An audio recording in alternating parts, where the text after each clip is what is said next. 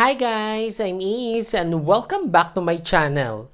For today's video ay mag-unbox tayo ng James Charles X Morphe Eyeshadow Palette.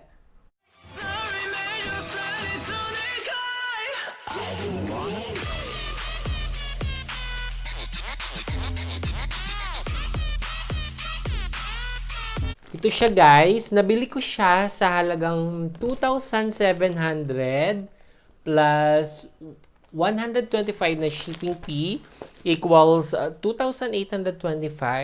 Sa halagang to, meron na tayong magandang eyeshadow palette. Guys, tip lang.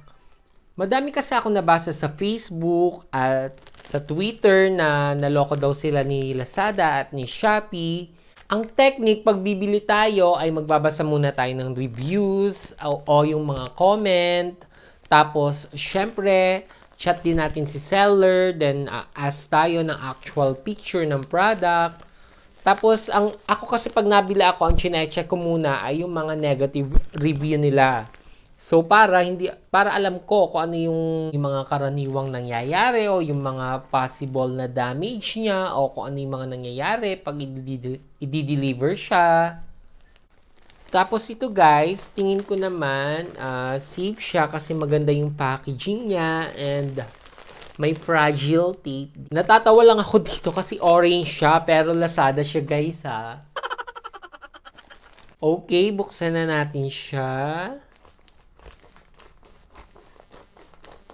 Ginupit ko na lang guys kasi medyo sobrang ganda talaga ng packaging niya. Pinapahirapan din niya tayo. Wow, kung makikita natin no. Puno siya ng bubble wrap.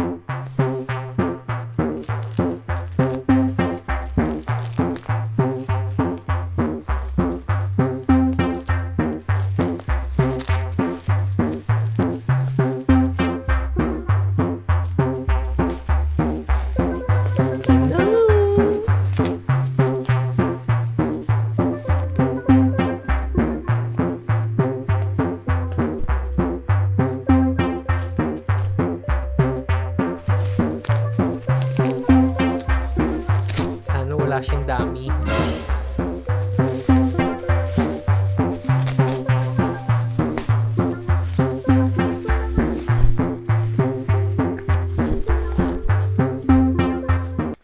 Wow, grabe. Sobrang social ng packaging niya.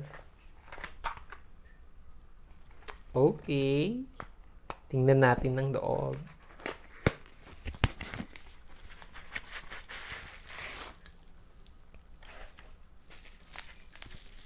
Another bubble wrap. Wow, grabe ang social niya. Victory!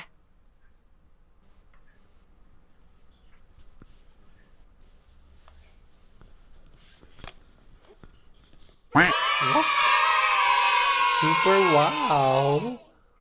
Ang mga shade niya ay Canvas, Ring Light, So Good, 518, Rusted, Halloween, Wig, Tea, Punch Me, Sister, Mary, Literally, You're Kidding, Shook, Boutique, Venny, Flashback, Face, Tune, Code James, 10% off, Novins, Spooky, B, Guac, Hello, Playground, Brother, Artistry, Love That, Finkity, Drinkity, Social Blade, Daddy, Coffee Code, Cola, Acapella, Escape, Single, Skip.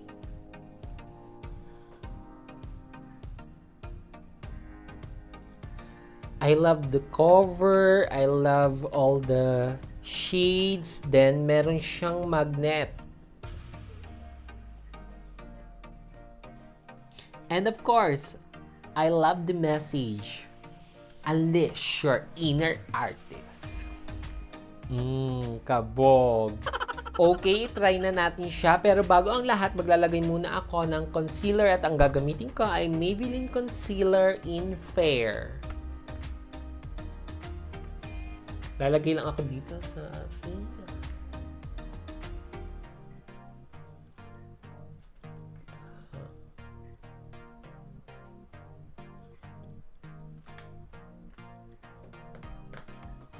then, i-blend ko lang siya gamit ang Beauty Blender.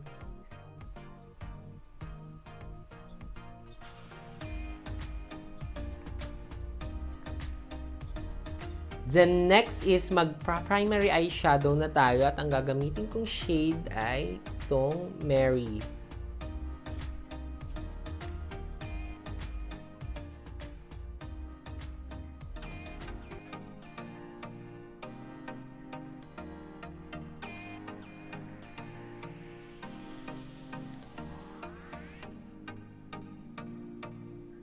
Wow, grabe, ang ganda niya. Ayan guys, kung nakita nyo, konting dot-dot lang yung ginawa ko. Tapos, buhay na yung eyeshadow niya. Super pigmented niya. Hindi talaga kayo malulugi. Ito na guys, yung final look niya. Kung makikita nyo, grabe, sobrang pigmented niya. Sobrang ganda niya.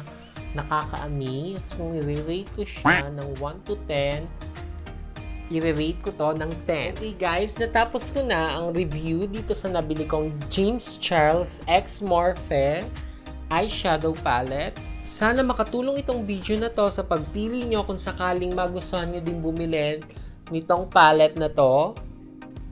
And please, don't forget to like, share, and subscribe. At i-hit nyo na din ang notification bell para maging updated kayo sa mga videos na i-upload ko. For more question and requests, just comment down below at sigurado magre-reply ako once na mabasa ko ang mga comment nyo. So, see you guys sa aking next video.